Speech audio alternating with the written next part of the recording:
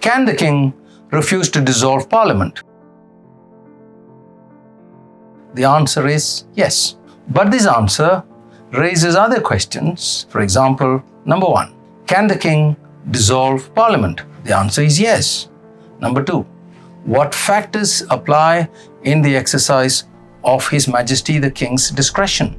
Number 3, on what grounds can the king refuse to dissolve Parliament?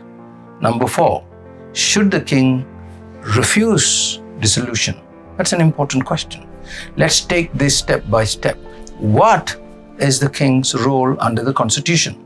Now, the Constitution gives the king executive authority over the federation.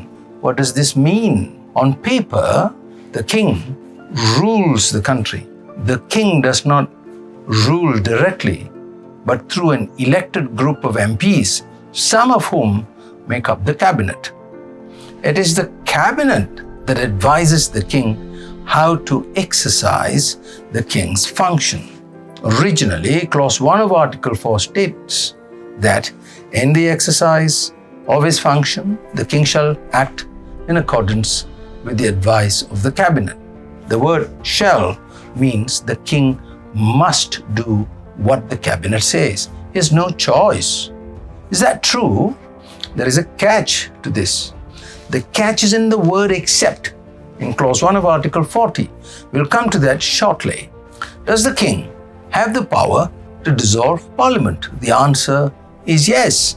Clause 2 of Article 55 gives the king that power. It reads, the king may dissolve Parliament.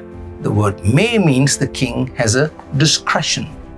He may dissolve Parliament or he may not dissolve Parliament. Let's come to Mahathir. Mahathir's first term as Prime Minister for 22 years was from July of 1981 to October of 2003. Now, Mahathir wished to add greater powers to the office of the Prime Minister. So in the year 1994, he had the backing of 2/3 of Parliament.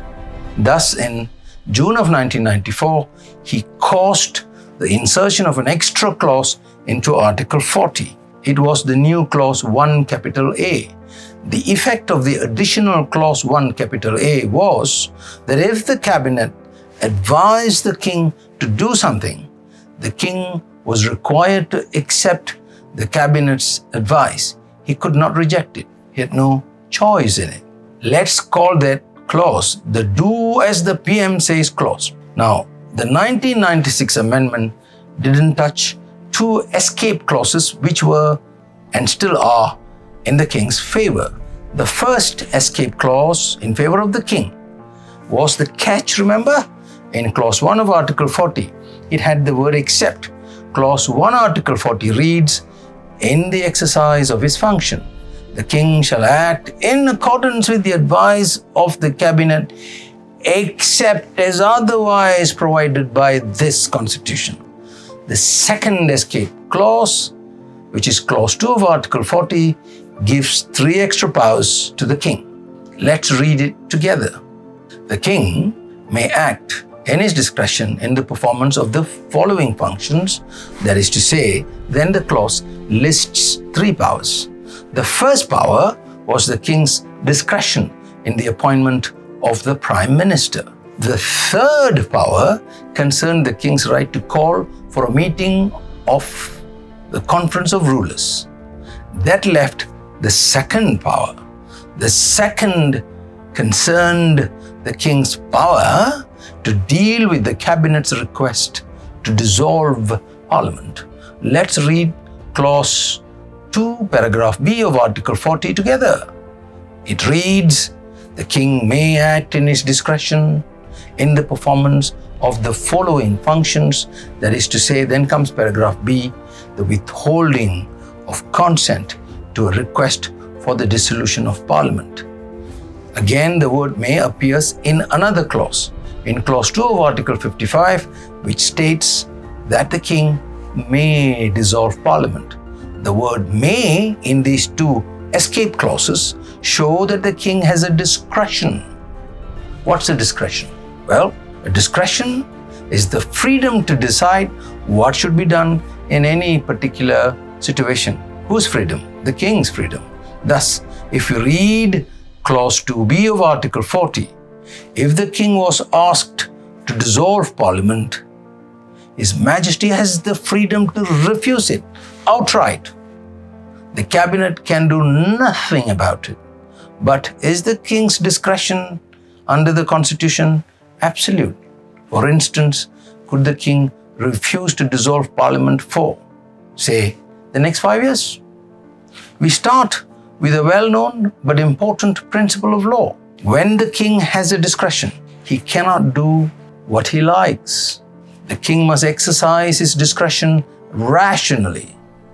His Majesty must exercise it within his powers in the Constitution. The king must exercise that discretion in a way that does not offend any other provision of the Constitution.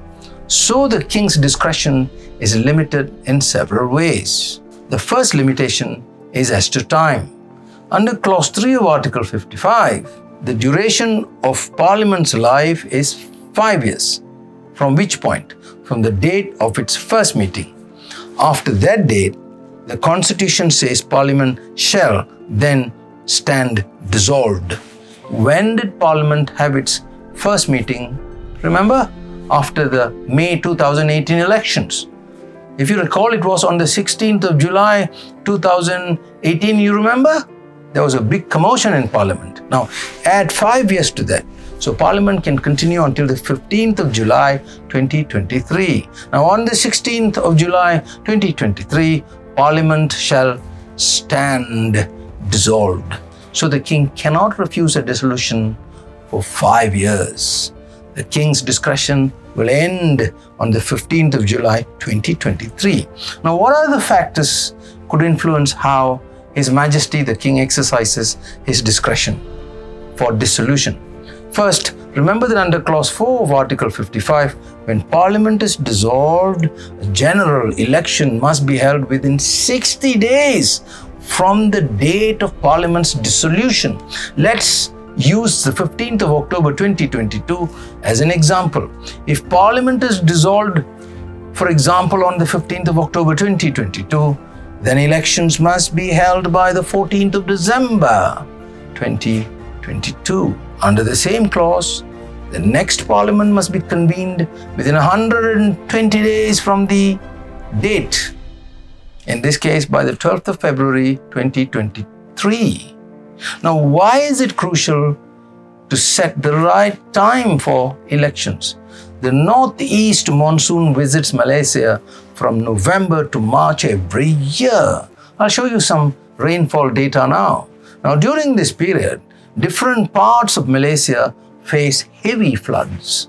The most affected parts are East Malaysia and some parts of the east and south of Peninsular Malaysia.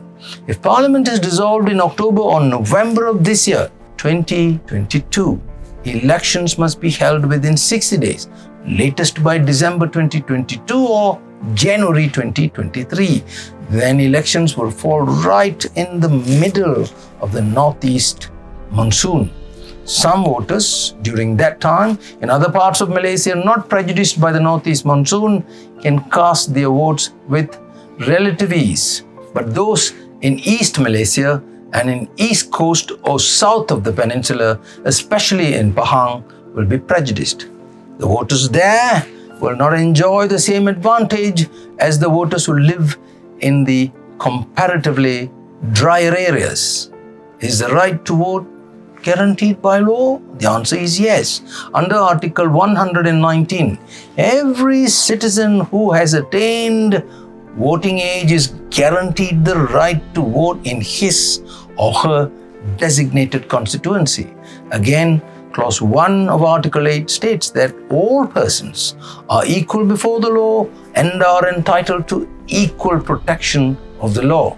Now, during November to March of this year, citizens in flood-prone areas will have lost their equal opportunity right to vote. Now, the King has the right to ensure that their constitutional rights are protected. The King can uphold equal voting rights by withholding His Majesty's permission to dissolve Parliament. His Majesty, with respect, should ask the Election Commission to hold the election after the northeast monsoon ceases.